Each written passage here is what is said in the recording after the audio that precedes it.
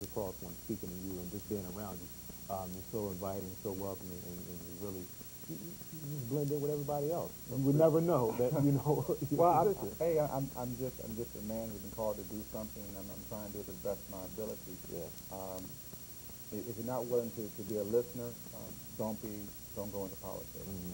Because I believe that a good 80% of the time you must listen, and it may be the most trivial thing in your mind, but to that person who's speaking, it's the most important thing in their mind. Right. So you have to give them that time to listen, whether it be email or a phone call or someone stopping you in a grocery store and asking you a question.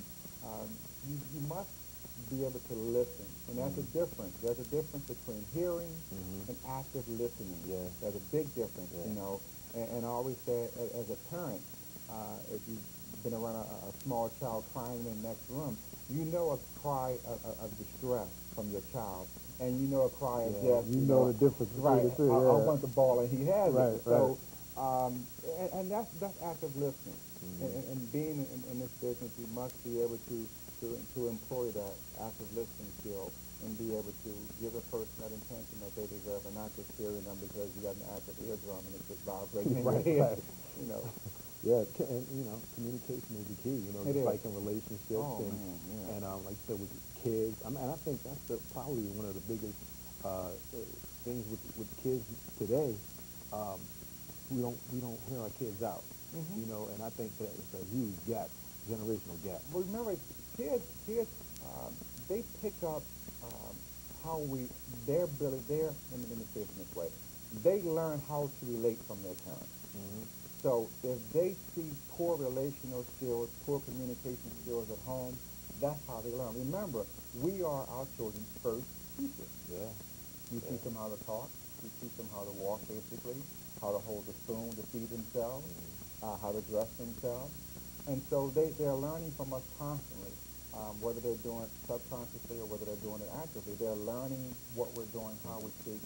So they learn how to relate from their parents, the grumps that they grew up around. So if they always hear negativity, if they always hear conflict and anger and just words of just depression, they pick that up, and that's how they think a relationship should be. Yeah.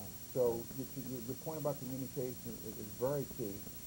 How that mother and father communicate with one another, because that child is there. They're sponges. Exactly. And they pick up everything, you know, that we do. So we have to be mindful of that. What we say, the words that we choose are very, very important. You know, that used to be an old saying when we grew up, and you know the saying that sticks and stones may break my bones, but words will never. That is the biggest bunch of crap, I tell you. And I would tell people, never ever use that. Never use that, because words do hurt. Words are powerful. And yes, they are. They are very. And I tell you what, a negative word would do more harmful effect to that child than a slap on the backside. It would. Yeah. You know, that father speaking negativity to that child will be a prolonged part of that young boy's life. So, you know, watch what you say, because words do hurt. Words have a powerful impact on our young people. Yeah, true indeed.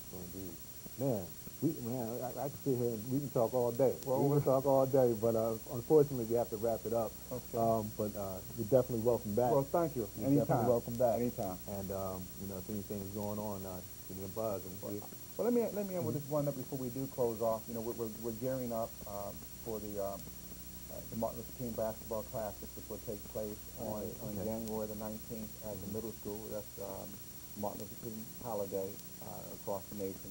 And we're going to be back at the middle school again on the 19th of January for that event. And I'm excited about it. We have some meetings taking place this week to get the organization together. So I just want to say to the community, come out on the 19th of January for the MLK Classic. It's going to be held at the middle school here in Easton. We're going to have teams coming from Dorchester County, Talbot County, Caroline County. These are middle school students. These are not adults playing. And it's just a day for the kids to remember what Dr. King stood for. We're looking at the possibility of doing an essay contest this year. We're trying to get that together so we can involve maybe the non-athletic students to also be a part of this day. So each year it's been growing. Last year during inauguration, if you remember, we had a band from Chicago that was going their way for the inauguration of President Obama. That band came through and played there at the game for us, and that was a treat.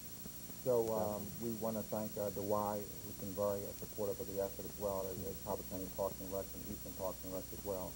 And so this has been a team concept of putting this together. And I'm just happy to be a part of it again this year. Yeah, we'll have to bring you on for that, just a reminder. Yeah, I'll be glad to come back. Yes, indeed. Absolutely. Yes, indeed. Well, that wrap it up. Itz Yourz TV. I'm Dondre along with Talbot County Councilman, the first African-American Talbot County Councilman, Corey Pack. Thank you very much. And go Cowboys, right? Go Cowboys. All right. Absolutely. That's it. Have a good evening.